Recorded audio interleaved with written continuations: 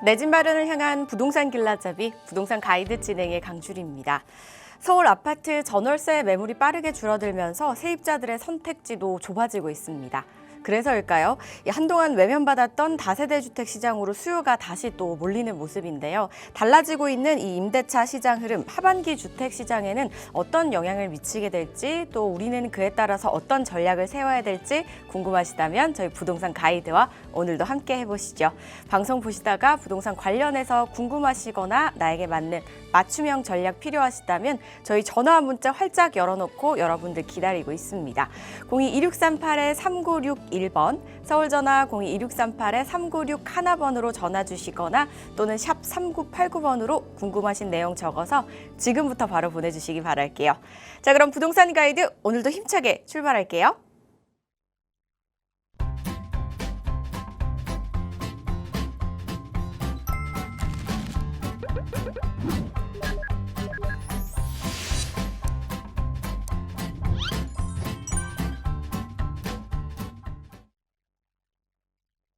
부동산 가이드 오늘 함께 하실 분 바로 모셔보도록 할게요. IM 부동산의 박유란 대표 자리하셨습니다. 어서 오세요, 대표님. 안녕하세요. 박유란입니다. 반갑습니다. 부동산 시장 정말 요새 빠르게 흘러가고 있는데요. 최근에 이슈가 되는 게 토지거래 허가 구역이 추가로 묶인 게 동탄, 구리, 용인시, 기흥 같은 경우가 어제부터 스타트가 됐죠. 그러니까 그거보다는 사실 더 심각한 게 지금 서울 일대의 전월세 대란이다. 전월세 대란 자체가 가격이 정말 상승세가 장난이 아니고요. 불과 1년 전과 지금 비교를 하면 1년이 지났는데 웬만한 지역의 그 아파트 임대 가격이 전세든 월세든 이 보증금 자체가 1억에서 2억 정도 올랐거든요. 그리고 실제로 서울 일대에 재건축이라든지 재개발을 추진하고 있는 구역들이 많죠. 그런 구역들 중에 이주를 하고 있는, 이제 이주를 준비하는 단지들이 있습니다. 그런 단지들이 구마다 한 군데만 있다고 하더라도 정말 주변 일대에 전월세 가격이 장난이 아니고요. 실제로 최근에 강동구가 아파트 가격이 많이 올랐는데 강동구의 일부 재건축 단지가 지금 이주를 시작을 했죠. 그래서 주변 일대에 아파트 가격 그리고 빌라 가격까지 정말 많이 올랐고, 심지어는 집을 구하지 못해가지고 경기도로 빠지는 가족 단위들이 실제로 존재를 하고 있습니다. 이렇게 시장의 부동산 가격이 좀 빠르게 상승을 하고 있기 때문에 우리는 거기에 발맞춰가지고 한 템포 더 빠르게 좀 움직일 필요가 있고요. 지금 정책을 최대한 좀 잘 활용해서 내 집 마련을 하시든 내 자녀 앞으로 좀 집을 마련을 해주시든 계획을 좀 탄탄히 세우시고 지금은 실천을 하는 게 좀 최선이다. 이렇게 오늘 말씀을 드리고 강의를 시작해 보겠습니다. 네, 지금 전월세 대란으로 이제 실수요자들이 점점 오갈 데가 없어지고 막막해지고 있습니다. 그래서 지금 흘러가는 이 템포보다 우리가 좀 더 한 발 더 빠르게 전략을 잘 세워서 실천을 해야지 내 집 마련을 잘 할 수 있다라고 말씀을 주셨는데, 그럼 우리는 이 실천을 하기 위해서 또 플랜을 짜기 위해서 열심히 많은 분들이 공부를 하실 거잖아요. 근데 혼자 공부하시다 보면은 아무래도 시간이 조금 더디고 좀 미뤄지기 마련입니다. 그래서 좀 함께 머리를 맞대면 더 빨리 해결 대안이 나오지 않을까 싶거든요. 어떤 자리인지 또 설명을 한번 들어볼까요? 네, 내일이죠. 내일 화요일 2시에 저희 사무실에서 세미나 진행을 할 거고요. 주제가 나가고 있어요. 일부 같은 경우는 잠실, 삼전, 석촌, 송파, 방위까지 지역 분석해드리고요. 주택수 제외로 우리가 진입할 수 있는 물건들 좀 추천을 드릴 거고요. 2부에서는 많이들 좋아하시는 한강변. 그런데 한강변 같은 경우가 지금 남아있는 데가 거의 몇 군데가 없고, 그중에서 2억대 한 초중반대로 들어갈 만한 곳이 거의 없어요. 그런 지역들 중에 좀 상급지 지역에 또 마찬가지로 주택수 제외되면서 좀 입지와 물건 추천을 같이 드릴 거니까 미리 사전에 예약하시고 방문하시면 좋을 것 같고요. 실제로 지금 시장 분위기가요. 아파트 가격 정말 많이 올랐고요. 빌라 가격도 많이 올랐어요. 근데 많이 오르는 이유가 수요 쏠림도 있지만 결국은 땅값이 최근에 사실 가파르게 좀 상승을 하고 있는 부분들이 있습니다. 그래서 기회를 좀 놓치지 않으셨으면 좋겠고, 제가 왜 계속 이제 송파 설명 많이 드리고 한강변 추천을 많이 드리는데, 우리가 3년 전에 기억을 좀 떠올려 보시면 될 것 같아요. 초창기 자양이동, 광진구 자양이동에 바람이 불기 전이 한 3년 전, 한 4년 좀 덜 되는 시기였거든요. 그때 들어가신 분들, 그리고 그때 진입하지 못해서 2동 말고 1동, 뭐 지금 9이동, 능동, 군자 이런 지역까지 최근까지 찾고 계시는 분들 계시죠. 그러니까 타이밍이라는 게 있어요. 자, 광진구에 바람이 그렇게 불었듯이 지금은 송파구에 그런 느낌으로 좀 바람이 불고 있다라고 보시면 될 것 같아요. 그래서 진입하기에 좋은 타이밍이고 또 주택수 제외 최대한 활용하시면 좋죠. 그런 부분들 설명을 드릴 테니까 예약하시고 방문하셔서 꼭 도움 받으셨으면 좋겠습니다. 네, 세미나가 마련이 되어 있습니다. 참석하셔서 여러분들 가지고 계신 이제 부동산과 관련된 이야기들 좀 마음껏 편하게 한번 나눠보시면 어떨까 싶습니다. 사전 예약이 필수라고 하니까요. 이 부분 꼭 참고하셔서 예약 후에 참석을 해보시기 바라겠습니다. 문의 전화는 02-2638-3961번과 샵 3989번으로 문의하신 후에 참석해 보시기 바랄게요. 저희는 이슈 체크로 바로 넘어가도록 하겠습니다. 앞서서 이제 세미나 설명해 주시면서 말씀하셨던 게 자양동, 이제 몇 년 전에 자양동이 최근에 정말 핫해서 이제는 들어가기가 정말 힘들어졌고 그 주변을 물색하는 그런 단계까지 이르렀다. 하지만 지금 그때 그 모습이 고스란히 잠실권에서 일어나고 있다라고 말씀을 주셨거든요. 그래서 오늘 이 잠실에 관련된 이야기 들려주신다고 합니다. 잠실은 원래도 핫했지만 이제 더 핫해지는 거죠, 대표님? 네, 정말 뜨겁고요. 여기 기세에서 제가 그 세미나 때 뭐 송파 방위까지 설명을 드리려고 하잖아요. 이 라인으로 이게 집중적으로 수요가 몰리고 있다, 바람이 불기 시작했다라고 보시면 될 것 같고요. 그러면 왜 송파냐 얘기를 좀 해봐야 될 것 같아요. 우리 부동산 있죠. 서울의 부동산이 사실 3대 업무타운을 중심으로 연결이 되어 있어요. 그렇죠? 그 중심으로 집값이 결정이 되는데 거기에 플러스 최근에 이제 패러다임이 바뀌고 있는 게 한강변 라인이에요. 그러면 한강변을 중심으로 강북과 한강 이남, 강남으로 나뉘게 되죠. 강북도 많이 좋아져요. 그렇죠? 그런데 확장적인 범위 내에서 우리가 그 북쪽에 위쪽으로 가면 사실 북한이 있고요. 남쪽으로 내려오게 되면 이 지방까지 사실 범위가 확장 범위가 더 넓거든요. 그래서 이제는 부동산의 바람이 동남쪽으로 흐르고 있다고 보시면 될 것 같아요. 그 대표적인 게 지금 반도체가 굉장히 핫하죠. 주식이라든지 말고도 반도체가 굉장히 핫한데 충청에 삼성에서 140조 투입을 할 거래요. SK 하이닉스 같은 경우도 청주에 또 100조를 투입을 할 거래요. 삼성전자 같은 경우가 또다시 광주, 해남, 고창에 또 투입을 할 거래요. 반도체 관련된 기업들이 유치를 하겠다는 거잖아요. 그런데 이렇게 하는 이유가 뭘까요?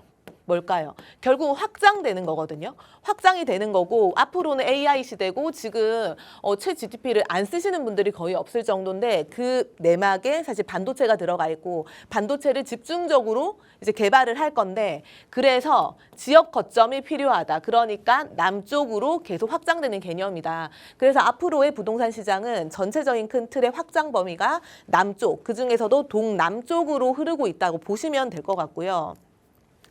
제가 아파트 가격의 흐름을 먼저 말씀을 드릴 거예요. 계속 뭐 엘스 아파트, 리센츠 아파트 제가 시세 말씀드리죠. 그러면 지금 시세가 이 정도인데 모르시는 분들은 없을 거예요. 근데 오늘 보셔야 되는 거는 그래서 1년 단위로 1년 전과 지금 단위로 얼마 올랐는데 그럼 왜 올랐는데 그거를 좀 보셔야 될 것 같고요. 잠실 엘스 같은 경우에요. 국평 34평이 지난 연도 전고점 있죠. 전고점 22년도 1월에 84 타입이 25억 7천이었어요. 그리고 23년도 1월 2월 3일 날 저점으로 떨어졌던 시기 기억나시죠? 그때 19억 6천까지 떨어졌고요. 그리고 차츰차츰 가격이 다시 회복되면서 올랐죠. 그리고 나서 우리는 기억을 하셔야 돼요. 무슨 일이 있었죠? 잠삼대청이 토어제로 묶여 있다가 풀렸던 이벤트가 기억이 나시죠? 2025년도 2월 14일경쯤에 우리가 토지거래 허가구역이 풀렸어요. 풀렸더니 어떻게 됐죠? 20억대였던 잠실의 아파트 가격이 풀리자마자 30억대로 우뚝 솟아 올랐다.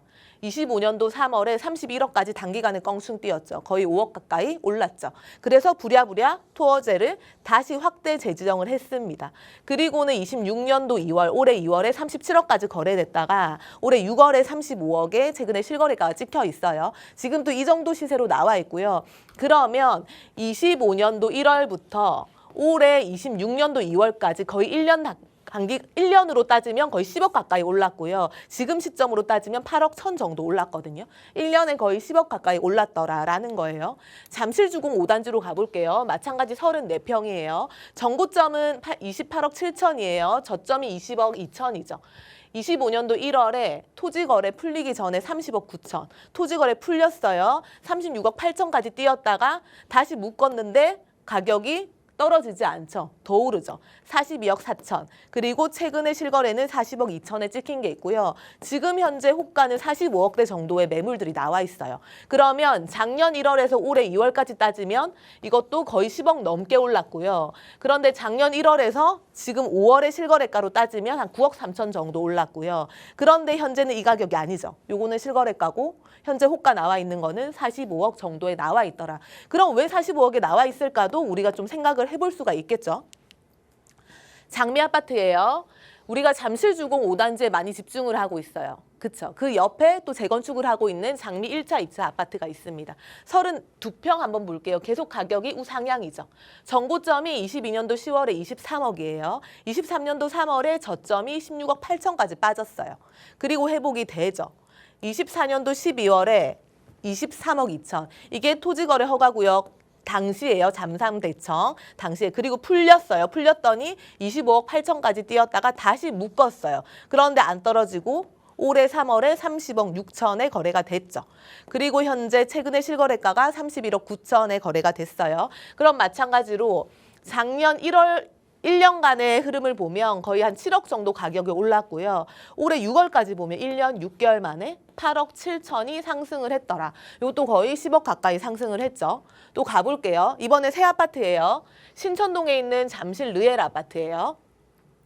여기에 입주권으로 거래된 걸 보면 작년이죠. 25년도 2월 13일 날 84 타입이 31억 2천 정도의 실거래가가 찍혀 있어요. 그리고 25년도 12월 19일로 갔더니 입주권이 무려 48억에 거래가 됐죠.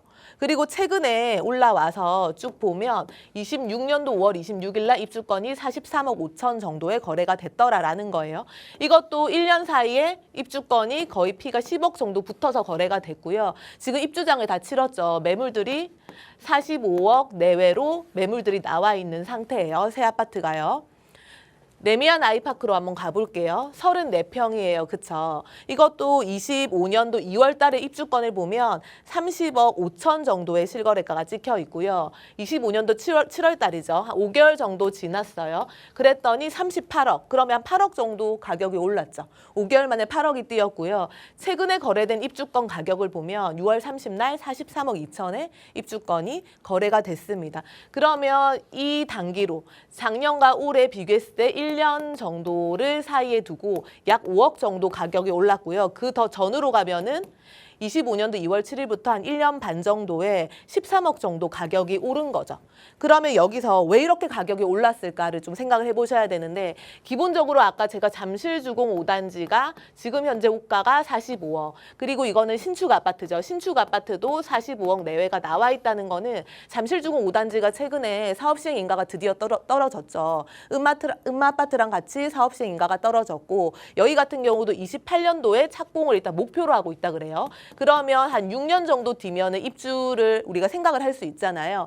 그러니까 장미주공 5단지나 이 새 아파트나 가격이 비싸게 가고요. 비싸게 간다는 거는 잠실주공 5단지가 새 아파트가 됐을 때 적어도 45억은 일단 뛰어넘는다라는 얘기인 거죠. 그러면 우리가 최소 보수적으로 잡아서 50억부터 아파트가 시작한다고 쳐요. 근데 여기에 한강 라인이다 보니까 한강에 대한 프리미엄이 또 붙죠. 그러면 최소 15억에서 20억 정도 한강 프리미엄이 붙을 수 있고요. 그렇게 되면은 한 65억에서 70억부터 이 84타임 아파트가 시작을 한다는 얘기거든요.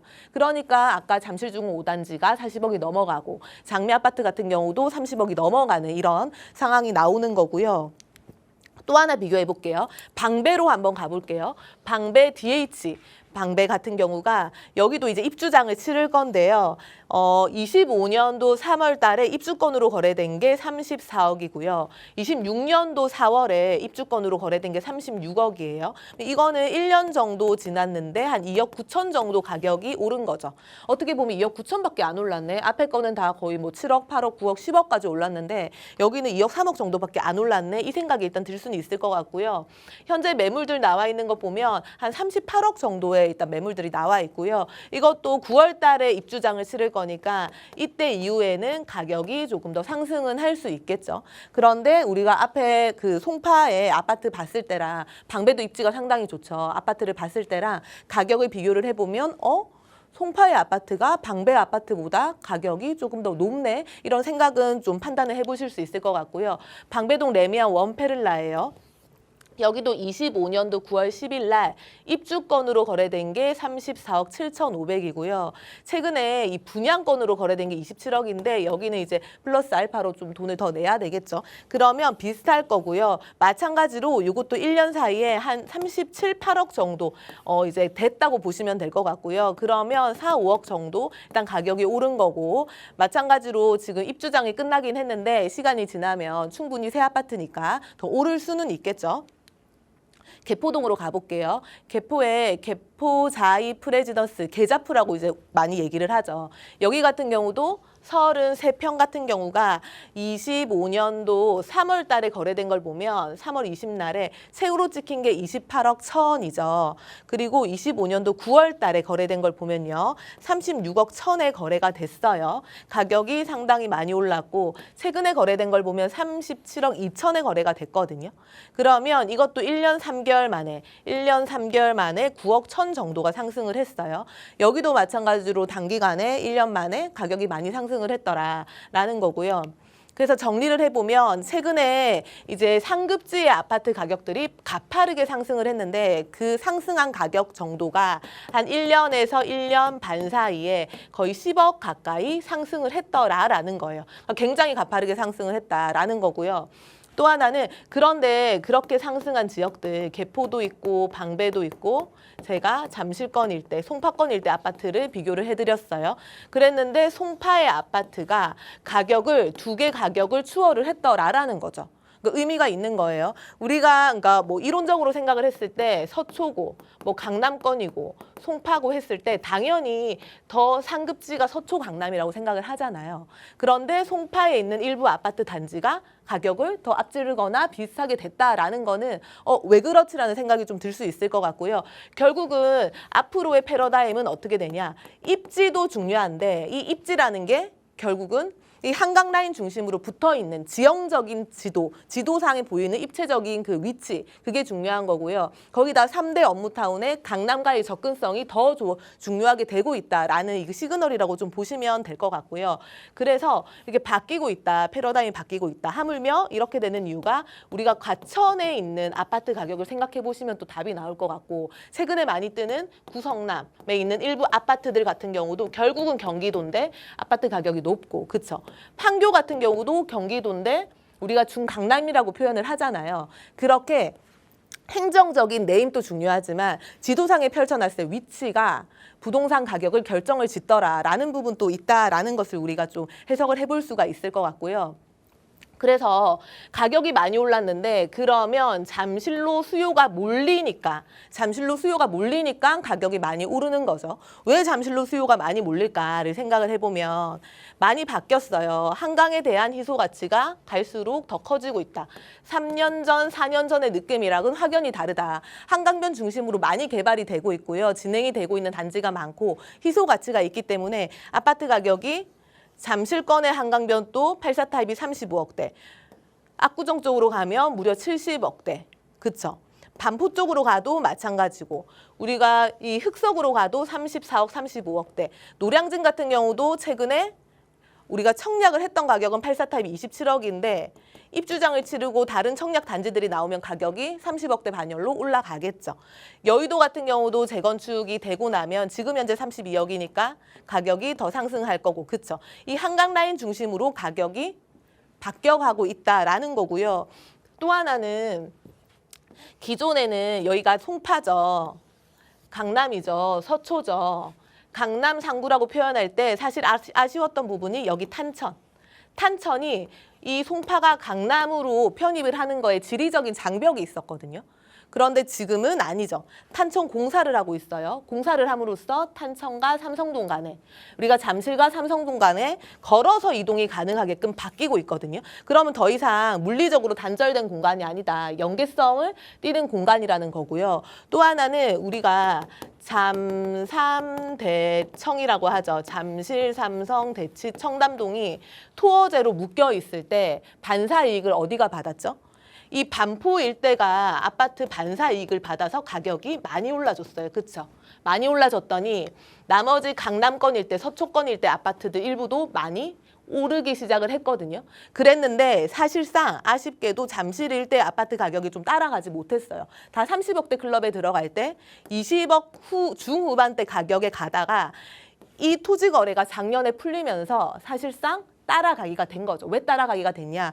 실제로 우리가 여기 삼성 GBC 부지랑 이 종합운동장 개발이 같이 이루어지고 있는데 이거에 대한 직접적인 영향을 이 가격 반영이 좀 그 토지거래 허가구역 때문에 덜 됐었거든요. 근데 그런 부분이 벨트가 쫙 풀리면서 선반영이 됐다고 보시면 될 것 같아요. 그러면서 가격이 가파르게 상승을 하면서 30억대 클럽에 들어갔더라. 그리고 나서는 전체가 묶여버리니까 이제 다 같이 상승하는 흐름으로 가는 거고요. 또 하나는 우리가 잠실 같은 경우는 생각을 해보면 상급지인데 그동안 20억대일 때 상급지임에도 20억대니까 우리가 다른 외곽 지역에 있으신 뭐 집이 있으신 분들이 사실 자금 모으고 본인 집 팔아가지고 갈아타기에서 상급지로 진입이 가능한 첫 번째 관문 중에 하나가 잠실이었습니다. 그래서 많이 수요가 몰렸었고요. 당시에 잠상대책 토지 거래가 풀렸을 때 지방에서도 갭 투자를 좀 상당히 단기간에 했었죠. 그러면서 가격이 빠르게 상승을 했었고요. 그런데 이제는 여기가 30억에서 40억을 향해서 가기 때문에 사실은 앞으로의 시장은 이제 정말 이 송파도 그냥 강남권으로 진입이 됐다. 강남권이다라고 볼 수가 있을 것 같아요. 그럼 잠실 같은 경우가 이런저런 이유로 이렇게 수요가 많이 몰렸는데 가격이 사실 높은데 그럼 앞으로는 가격이 더 오를 수가 있냐 아니면 여기서 거의 뭐 고점이라 끝이냐라고 봤을 때 더 오를 수 있다라는 거죠. 더 오를 수 있기 때문에 사람들이 또 많이 찾더라는 거예요. 그러니까 왜 더 오를 수가 있냐면 단순히 개발 이슈가 끝이 아니죠. 국제교류 복합지구 같은 경우는 31년도, 32년도쯤에 완성이 되잖아요. 그런데 지금 계속 공사를 하고 있는 게 우리 눈에 보이는 거예요. 그것만으로도 직접적인 영향을 끼쳐요. 어떤 직접적인 영향을 끼치냐? 토지 가격에 영향을 끼친다는 거예요. 토지 가격에 영향을 끼치니까 부동산 가격이 상승을 하는 거잖아요. 근데 여기서 끝이 아니에요. 이 호재가 끝나면 그러면 이 부동산의 가격이 멈출 것이냐? 아니죠. 왜 아니냐면 이 지역은 되게 신기한 게 되게 재밌는 게 재건축이 이루어지고 있고요. 재개발도 같이 이루어지고 있고요. 그런데 재건축, 재개발이 끝이 아니라 신축 아파트도 벌써 들어와 있어요. 그러니까 이 얘기가 뭐냐면 우리가 보통 재건축이나 재개발, 정비 사업에 대한 얘기를 할 때 주변에 있는 아파트 가격이 얼마더라. 그래서 우리가 사업성이 이렇더라 저렇더라 이런 얘기를 많이 하죠. 그 메인이 되는 게 사실 아파트 가격인데요. 이 아파트가 신축 아파트가 최근에 만들어져서 재건축, 재개발이 됐을 때 이 기준점이 되는 신축 아파트가 있다라는 거는 사실은 이 지역의 부동산의 가치를 끌어올리는 요소 중에 하나가 되는 거거든요. 그러면 신축 아파트가 지금 한 84 타입이 45억 정도가 가는데 여기 아파트가 45억 정도 매물들이 나와 있는데 실제로 여기랑 입지가 좋잖아요. 이 아파트들이 특히나 여기가 드디어 사업식 인가가 떨어졌더라라는 거는 여기가 새 아파트가 되고 나면 이 이상의 가치가 갈 거라는 거잖아요. 그러면 이 지역의 가치는 더 올라가겠는데 거기서 끝이 아니라 여기저기 송파 밑으로 넘어와 보셔도 그렇고 이 일대에도 보시면 아시아 선수촌이라든지 잠실 우성 아파트가 또 재건축을 진행을 하고 있어요. 그렇죠? 그러면 신축 아파트가 이 송파 일대 거의 과반 정도가 신축 아파트로 바뀔 건데 또 끝이 아니에요. 왜 끝이 아니냐? 여기가 다 끝났어요. 그러면 잠실 엘스 리센츠 같은 경우가 여기 트리지움이랑 레이크 팰리스도 마찬가지죠. 다 2007년, 2008년도 전후에 만들어진 아파트들이잖아요. 보통 20년도가 지나면 리모델링 얘기가 나오죠. 그러면 여기 같은 경우도 지금은 아직 20년 차가 안 됐지만 곧 20년 차가 도래할 것이고 25년, 30년을 향해 달려가면 리모델링 얘기가 나올 건데 중요한 거는 지금 어떤 리모델링이 있죠? 넥스트 리모델링이라고 들어보셨어요? 우리가 재건축 같은 경우도 재개발 같은 경우도 정부에서 기간을 단축을 해주고 사업성을 좋게 만들어줘요. 그렇죠? 리모델링 같은 경우도 마찬가지예요. 기존의 리모델링은 사업성이 좋지 않다라고 많이 생각을 하시죠. 그런데 넥스 리모델링이라고 삼성물산에서 이번에 시범 단지로 반포 푸르지오를 넥스 리모델링 한다고 하죠. 기존의 골조는 그대로 두고 뼈대는 그대로 두고 새로 짓는 것처럼 더 단지 구성이 좋아지게 새 아파트를 만든 것처럼 그런 느낌으로 바뀌는데 기간도 단축되고 사업성은 더 좋아지는 넥스트 리모델링 얘기가 나오고 있고요. 그 설문조사를 엘스가 했다라는 기사가 떴어요. 그 정도로 이후에 이 아파트들이 리모델링까지 갈 수 있는 아파트들이기 때문에 이 지역의 가치는 더 올라갈 수밖에 없다라는 거죠. 그러면 이렇게 계속 새 아파트와 헌 아파트들이 새 아파트가 되어가는 과정을 겪는 과정 속에서 이렇게만 됐을 때 가만히 있나요? 부동산 가격이? 아니죠. 가치가 올라가고 가치가 올라간다는 거는 결국은 가격이 반영이 된다는 거고 그 가격 반영은 결국은 땅값에 영향을 미친다는 거고요. 이 주변 일대 가격이 많이 올라가지고 뭐 1년에 10억이 올랐다는 얘기가 사실 남 얘기일 수도 있고 사실 너무 가격이 빠르게 오르니까 이게 좀 그렇잖아요. 그러면 우리는 포기할 것이 아니라 남아있는 저평가가 되어 있는데 앞으로 재평가가 될 수 있는 이 지역으로 들어가야 된다는 거예요. 그 지역 같은 경우가 지금 여기 일대더라, 여기 일대더라, 남아있는 저층 주거지 일대더라라는 거고요. 잠실, 삼전, 석촌, 송파, 방위가 아직 남아 있어요. 그런데 이 위치 자체가 예를 들어가지고 아파트 단지들이 있고 또 아파트 단지들이 있고 약간 송파 군데도 좀 외곽 지역에 있는 느낌이라면 우리가 좀 그래도 위치상 빠지지 않나라고 생각을 할 건데 결국은 위에 있는 이 잘 나가는 아파트들과 밑에 있는 헬리오시티도 가격을 계속 받쳐주고 있죠. 그리고 송파 라인 일대에 재건축이라든지 리모델링이 들어갈 아파트들, 진행이 계속 잘 되고 있는 아파트들, 단지들 사이에 있는 이 노른자 땅이란 말이에요. 이 샌드위치로 끼어 있는 지역이기 때문에 이 지역들은 정말 이제 재평가가 되기 시작을 했다라는 거고요. 바람이 불기 시작했어요. 그 시작점이 여기 일대에 강남은 재개발이 힘들다라는 소문이 있었는데 SH 모아타운 대상지가 됐다라는 거가 의미가 있는 거라고 제가 계속 말씀을 드렸죠. 그 의미가 있는 거고요. 빌라 가격 같은 경우가 오르는 요소는 여러 가지가 있을 수 있어요. 여러 가지가 있을 수 있는데 결국은 대표적인 게 땅값이죠. 주변 일대 가격이 올라가주면 결국은 풍선 효과 난다고 하잖아요. 우리가 아파트도. 이 빌라 가격, 부동산 가격에도 풍선 효과가 날 수밖에 없다는 거예요.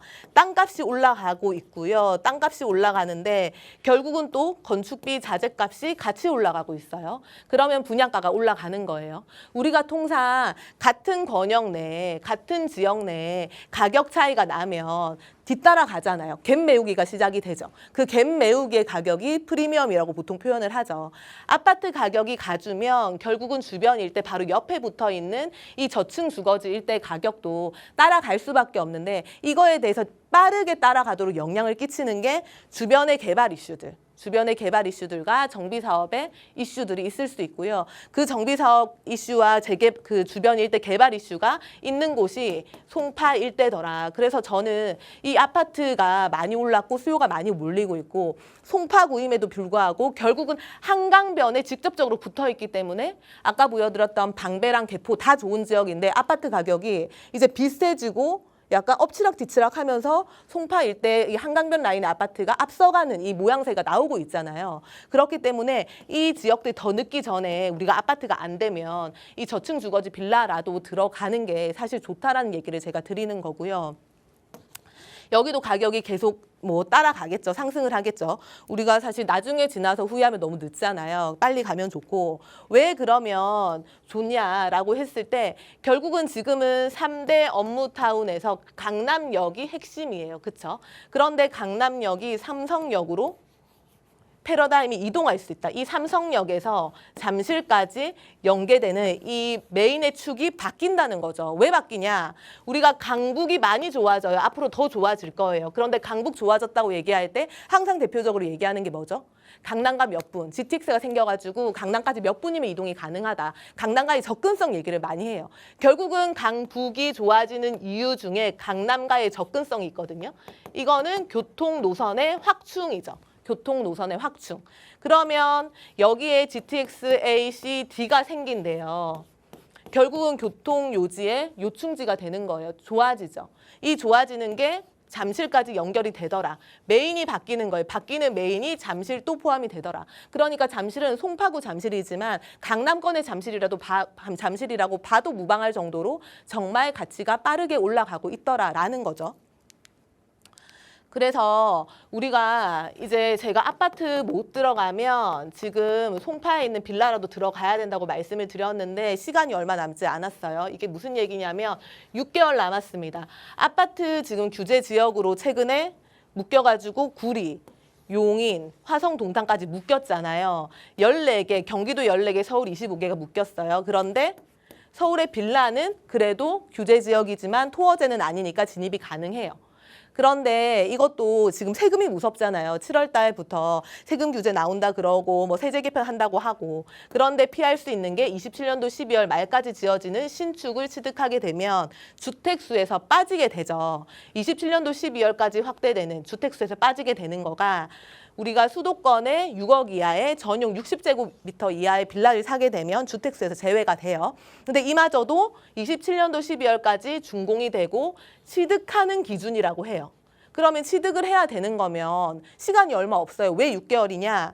보통 신축 빌라가 가능하니까 26년도 말에 신축 빌라가 지어지는 게 착공이 돼야 7개월에서 8개월 정도 공사가 걸리잖아요. 올해 말에 착공이 돼야 내년에 이 빌라가 완공이 되고 소유권 이전까지 가져갈 수 있죠. 그렇게 되면 내년에 땅 사가지고 짓는 건물들은 사실 간당간당한 상황이고 올해 착공이 들어가는 물량을 찾아야 되기 때문에 사실상 이제 기회가 얼마 없다. 기회는 최대한 활용하면 좋다라는 얘기인 거고요. 제가 이제 빌라 시세를 좀 보여드릴게요. 우리가 잠실 먼저 볼게요. 잠실에 지금 재개발 구역도가 이렇게 대략 그려져 있고요. 여기는 대략 이렇게 그려져 있어요. 근데 여기 상단 보면은 구역 내에 매물이 찾기가 힘들죠. 없고 구역 외에 매물들은 좀 나와 있는 상태거든요. 신축 10년 차 이내 매물들을 보면 구역 외에 2016년도에 준공이 된 전용 26제곱미터 정도 되는 게 매매가가 6억 중반에 나와 있고요. 전세가 2억 중반 정도 나와 있어요. 그럼 투자가 한 3억 중반 정도. 근데 구역 밖이다 현재는 이라는 거고 2020년도에 또 지어진 게 전용 29제곱미터도 매매가가 6억 초반이고요. 전세가 같은 경우는 2억 후반이니까 투자금이 한 3억 초반 정도 들어가요. 하단으로 내려가 볼게요. 하단은 지금 구역 안에 있는 매물이긴 하고요. 2017년도에 지어진 전용 24제곱미터가 매매가 7억 중반. 근데 전세는 뭐 매매가 올라간다고 전세 같이 올라가는 건 아니죠. 시세가 있으니까. 전세는 3억 초반 정도. 그럼 투자금이 전세 끼고 샀을 때 한 4억 초반 정도 있어야 되는 거고요. 26년도에 준공이 난 거예요. 전용 29제곱미터는 매매가가 무려 8억대가 나오고 있고요. 전세는 2억 중반 정도 나오고 있고 투자는 4억 중반 정도 나와 있어요. 26년도에 준공된 전용 25제곱미터 매매가 6억 중반 정도, 전세가 3억 전후 나와 있고 투자금이 그러니까 3억 중반 정도 나와 있고요. 27년도에 준공이 나고 전용 18제곱미터인데 매매가 5억 중반인데 이거는 금생이라서 좀 가격이 싸게 나와 있는 거고요. 제가 여기서 말씀드리고 싶은 거는 지금 가격 자체가 보시면 27년도, 26년도에 준공 났고 30제곱미터 이하인데 다 7억에서 8억대 정도 나와 있다는 거죠. 요거만 좀 한 6억대로 좀 가격이 낮은 거고. 그러니까 주변 일대 지금 2017년도, 2018년도에 지어진 신축 7년차 전후 되는 매물들이 가격들이 뭐 7억대, 8억대더라. 근데 반면에 오히려 이 신축 최근에 지어진 거 있죠. 최근에 지어진 거 26년도, 27년도에 완성이 돼 최근에 지어지는 매물들은 한 6억대로 찾을 수 있거든요. 오히려 그 구축보다 신축이 가격이 더 저렴한 동네가 이 동네이기 때문에 제가 좀 전에 얘기한 그 신축 빌라의 주택수 제외는 오히려 신축으로 들어가셔가지고 세제 혜택 받으면서 최대한 활용을 해볼 수가 있겠죠. 삼전동으로 넘어가 볼까요? 삼전동 같은 경우도 2020년도에 준공이 난 전용 28제곱미터가 매매가 7억 후반 정도. 전세는 2억 후반 정도니까 투자금 4억 후반 정도 들어가요. 2019년도 들어가는 거는 전용이 좀 크긴 한데 매매가 11억 정도에 나와 있죠. 전세가 4억 초반 정도. 그럼 투자금이 5억 중반 정도 들어가더라.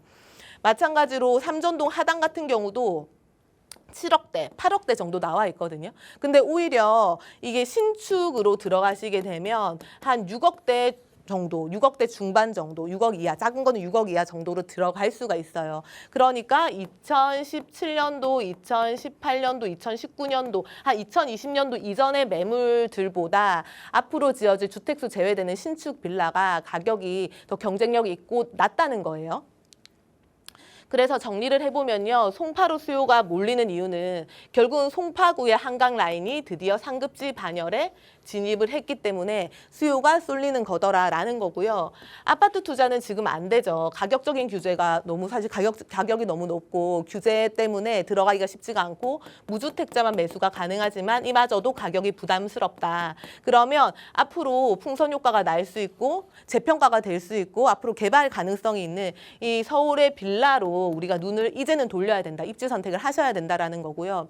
올해가 막바지 기회라고 말씀을 드렸어요. 아까 2017년부터 2018, 19년도에 있는 빌라 가격이 오히려 신축에 대한 빌라 가격보다 5차에서 1억 이상 높죠. 그러면 지금은 더 저렴하지만 신축이면서 주택수 제외는 받으면서 세제 혜택을 같이 가져갈 수 있는 마지막 기회인 신축 빌라로 들어가셔야 된다는 거예요. 신축 빌라가 더 가격이 경쟁력이 있고 저렴하기 때문에 그런 거고요. 노후화된 저층 주거지 일대가 재평가를 받기 시작하는 시기인 거고 여기는 제가 그냥 심플하게 비교를 해드렸어요. 광진구에 3, 4년 전에 자양 이동의 바람이 먼저 불기 시작을 하더니 이 여파가 능동과 군자까지 이동을 하고 있더라. 그러면 여기 같은 경우도 송파 같은 경우도 잠실 본동에서 시작한 바람이 어디까지 간다고요? 석촌을 지나서 송파, 방위까지 같이 갈 거거든요. 그런데 늦지 않았다. 우리가 광진구는 자양 이동부터 가격이 많이 올랐지만 아직 여기는 늦지 않았다. 여기가 민간 도심 복합을 추진하려고 하고 있는데 다행히 민간 도심 복합에 대한 이 운영 규칙이 아직 나오지 않았죠. 그래서 대기를 하고 있는 상태고 또 민간 도심 복합이 만약 하다가 무산이 된다 하더라도 노후도는 이미 70%가 갇혀 있기 때문에 여러 가지 다른 방식으로도 충분히 재개발이 가능한 위치이기 때문에 여기는 지금 진입해도 괜찮고요. 아직은 신축을 3억대, 한 중후반대로 진입이 가능하거든요. 그러면 기회가 남아있는 거예요. 이렇게 좀 정리를 해드리겠습니다. 네, 반도체가 증시도 끌어올리고 부동산도 끌어올리고 있습니다. 최근 들어서 이제 잠실 쪽 시세 정말 말도 안 되게 많이 올랐다라고 하는데요. 양극화 중심에 있다고 해도 과언이 아닌 잠실입니다. 잠실에는 뭐 신축, 재건축, 재개발 등 굉장히 다양하게 이제 공급이 되고 있는데요. 그 안에서 저평가가 되어 있는 곳을 선점하는 게 가장 좀 현명한 전략이 되지 않을까라는 생각이 들었습니다. 궁금하신 분들 저희 화면 아래 나가고 있는 번호와 문자로 언제든지 연락 주시기 바라겠습니다. 오프라인 자리도 꼭 참석해 보시고요. 저희는 문자 상담들 하나씩 한번 나눠보겠습니다. 먼저 2864님께서 보내주셨는데요. 잠실에 2억 중반으로 빌라 전세 끼고 매수가 가능할까요? 1주택자로 신축 빌라 주택수가 제외가 돼야 됩니다. 사이즈는 작아도 상관없습니다. 라고 보내주셨습니다. 잠실을 고민하시던 분께서 저희 강의 보고 바로 문자 주신 게 아닐까 싶은데 지금 일단은 주택수가 제외가 돼야 된다라고 하거든요. 가능할까요, 대표님? 가능하지 않고요. 왜냐하면 결국은 신축 빌라로 들어가야 되죠. 그러면 그래야 주택수가 빠지는 건데 사이즈가 작다 그러면 전세가가 또 그만큼 낮아요. 그래서 매매가가 줄어들 수는 있을지언정 그만큼 전세가는 또 줄어들기 때문에 갭은 결국은 같다. 그래서 저는 차라리 한 2억대 정도로 보시는 거면 잠실도 위치가 좋기는 한데 또 신축으로 보셔서 주택수 제외를 하셔야 되잖아요. 한강변으로 가셨으면 좋겠고요. 제가 그 강남권이랑 대적할 수 있는 데가 결국은 한강변이다라는 말씀을 좀 몇 번 드린 적이 있어요. 한강변이라는 특수성이 있거든요. 물론 한강변이면서 강남권이면 너무 좋겠지만 두 마리 토끼가 또 쉽지는 않고 그러면 또 가격대가 올라가겠죠. 그러면 그 강남을 대적할 수 있는 게 한강변인데요.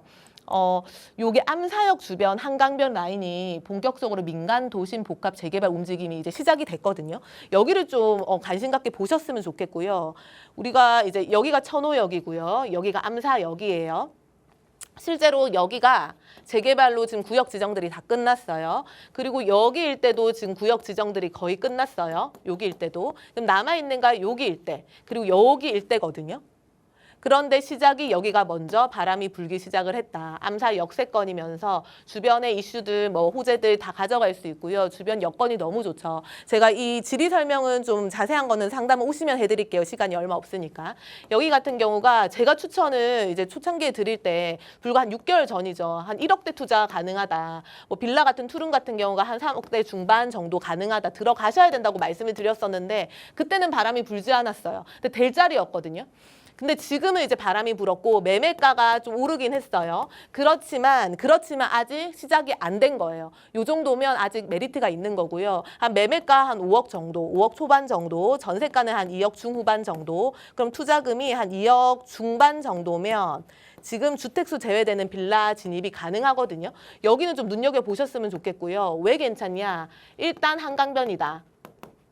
그런데 서울 전역을 뒤져도 한강변에 사이즈가 한 뭐 10평, 11평 정도 되는 투룸, 온전한 투룸이 나오는 게 6억 이하 매물을 찾기가 힘들다. 거기다가 투자금 자체가 전세 끼고도 한 2억 초반에 한강변에 진입하는 거를 찾기가 힘들다는 거예요. 근데 위치가 너무 좋죠.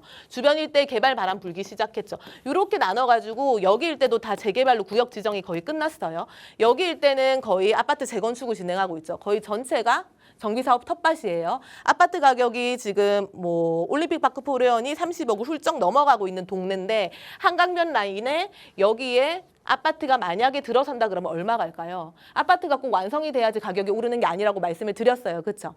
재개발을 한다고 추진만 하더라도 동의서를 걷기만 시작하더라도 구역 지정만 되더라도 가격은 계속 상승할 거다. 우리가 이거랑 비교를 해보면 좋은 게 자양 이동에 3년 전에 투룸 빌라 가격이 5억대였는데 지금은 9억, 10억 정도 가죠.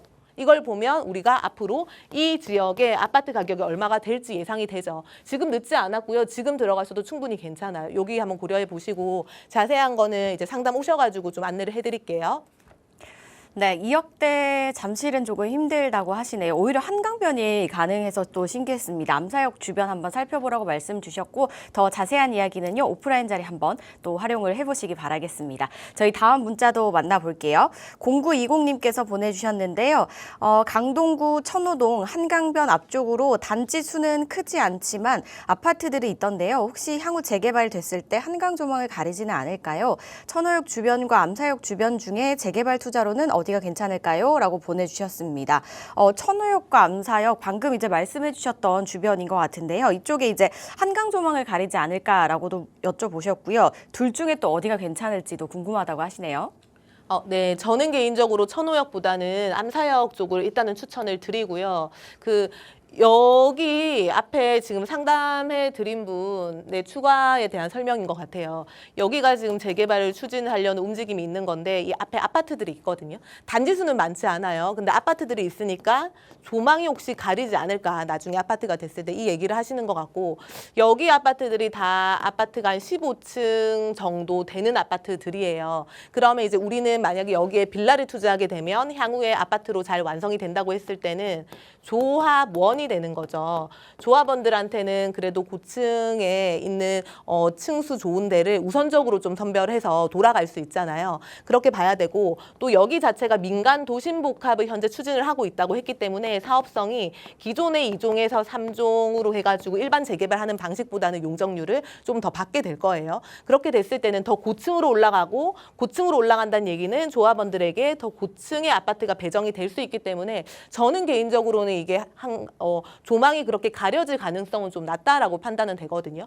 거기다가 여기 구역도가 나와 있는 것들 보면 중간은 빠지고요. 이렇게 삥 둘러가지고 구역도가 나와 있더라고요. 그래서 거의 전체 세대가 바로 다이렉트로 한강이 나오는 이 동 구성이 될 것 같아요. 그래서 여기는 이 한강 조망이 가리지 않을까라는 고민을 하기보다는 오히려 매물들이 많지 않거든요. 이게 땅 자체가 그 사이즈가 크지 않아요. 그래서 매물들이 많지 않기 때문에 내가 지금이라도 진입할 수 있는 매물들이 있는지 없는지, 내가 진입할 수 있는지 이게 더 우선해야 된다고 저는 생각을 해요. 좀 이 정도로 정리를 해드리겠습니다. 그리고 암사역이 낫냐, 이제 천호가 낫냐고 물어보셨죠. 일단 암사를 더 추천을 드린 이유가 천호도 좋고 암사도 좋아요. 그런데 이렇게 지적도를 바꿔보면요. 천호 같은 경우는 상업지역 위주로 이루어져 있고 여기 암사역 주변은 주거지 위주로 형성이 돼 있어요. 그러니까 상권이 발달이 돼 있는 동네고요. 상권이 발달이 됐다는 거는 사실 좋지만 단점이라고 한다면 학교가 좀 형성이 안 돼 있어요. 학교 형성이 좀 약하다. 그거는 주거지로서의 역할보다는 좀 상권으로서의 역할이 더 활발한 지역이라는 거고, 반대로 여기 일대는 애초에 아파트와 빌라들이 섞여 있기 때문에 군데군데 보시면 학교들이 잘 형성이 되어 있거든요.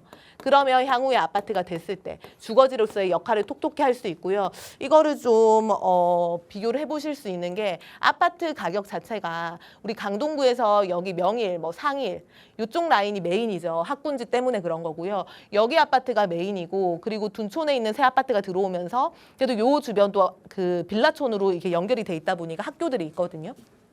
그래서 여기 아파트, 그다음에 명일 상일 아파트가 메인이고요. 이런데 아파트들이 올라줘야 최근에 천호동 일대 보면 여기 뭐 강동 중 S클래스라든지 이편한 세상 강동 프레스티 지원 아파트들이 가격이 올라줬어요. 그러니까 후발대로 따라가는 아파트들이란 말이에요. 그런 걸로 봤을 때는 여기는 주상복합도 형성이 되어 있고 좀 상권 위주로 되어 있는 동네다 보니까 향후에 재개발이 됐을 때는 암사역 쪽이 저는 좀 낫지 않을까, 주거지로서 그렇게 생각을 하는 거고, 만약에 천호역 주변을 보고 싶다고 하시면 차라리 성내동 쪽이나 풍납동 쪽이 주거지로서는 더 낫겠죠. 좀 이 정도로 정리를 해드리겠습니다.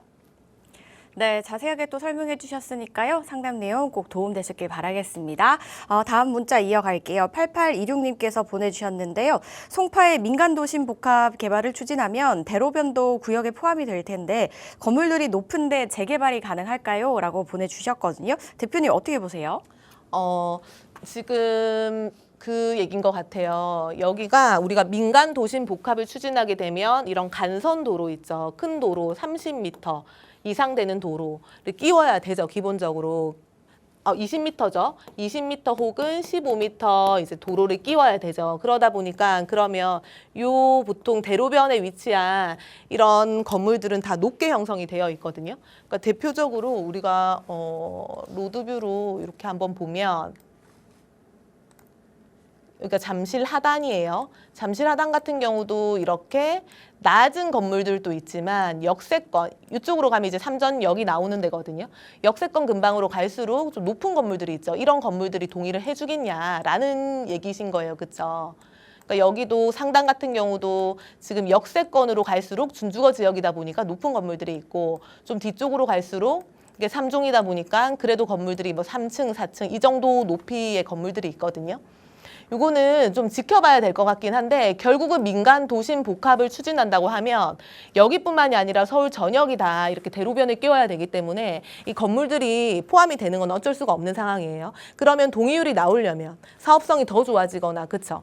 아니면 이런 분들이 건물을 사실은 팔고 나가든지, 그러니까 월세가 잘 나오면 동의는 잘 안 나오겠죠, 당연히. 그런 부분들이 있는데, 중요한 거는 우리가 민간 도심 복합에 대한 이 재개발을 사업 시행자로 지정이 되려면 이 구역 내 조합원들의 동의는 3분의 2가 돼야 되는 거고요.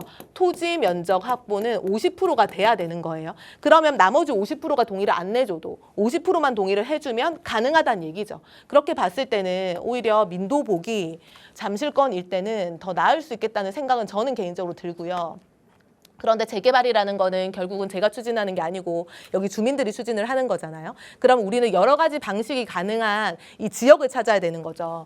여기가 일단 기본적으로 노후도는 깔려 있어요. 그렇죠? 그럼 어떤 방식으로도 재개발이 될 수가 있는데, 기본적으로 뭐 모아타운도 가능하고 요건이 맞다 그러면 신속통합기획이나 일반 재개발도 가능한데, 좋게 역세권이기 때문에 금방 350m 안에 들어가기 때문에 민간 도심 복합도 가능한 위치잖아요. 그러면 민간 도심 복합이 안 돼. 그래도 위치만 잘 선택하면 모아타운이나 신통도 가능할 수 있기 때문에 여러 가지 재개발 방식이 가능한 입지 좋은 곳에 제가 묻어둬야 된다는 얘기를 드린 거고요.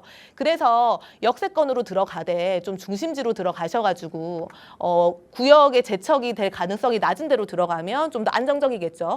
이 정도로 이제 시간이 없으니까 정리를 해드릴게요. 자세한 거는 상담 오셔가지고 좀 세부적인 거는 상담 받으시면 좋을 것 같습니다. 네, 좀 안정적인 곳으로 들어가시면 좋겠다라는 말씀 주셨으니까 이 부분 추가적으로 자세히 이야기 나눠보시기 바라겠습니다. 저희가 사실 오늘따라 문자가 되게 많이 왔었는데요. 지금 시간 관계상 여기서 마무리를 해야 될 것 같아요. 오프라인 자리 빠르게 들어보고 마무리하도록 할게요. 네, 내일이죠. 2시에 세미나 진행을 할 거고요. 잠실, 삼전, 석촌, 송파, 방위까지 좀 지역 분석해드리고 주택수 제외되는 매물도 추천을 드릴 거고요. 한강변 라인도 2억대로 들어갈 수 있는 마지막 주택수 제외되는 매물 같이 추천을 드릴 거예요. 제가 오늘 방송에서 동탄이라든지 앞으로 좀 남아있는 풍선 효과 날 만한 지역도 설명을 드리려고 했는데 시간이 좀 빠듯해서 다 못 드렸어요. 시간이 되면 또 다음번에 제가 다음 방송에서는 다 설명을 드릴 거니까 오늘 이 정도로 마무리를 하겠습니다. 네, 문의사항은 022638-3961번과 샵 3989번으로 문의 주신 후에 참석해 보시기 바랄게요. 저희 방송에서 제공하는 정보는 투자 판단에 대한 조언일 뿐 해당 부동산의 가치 상승과 하락을 보장하지 않습니다. 저희가 준비한 소식은 여기까지입니다. 시청해 주신 여러분 고맙습니다.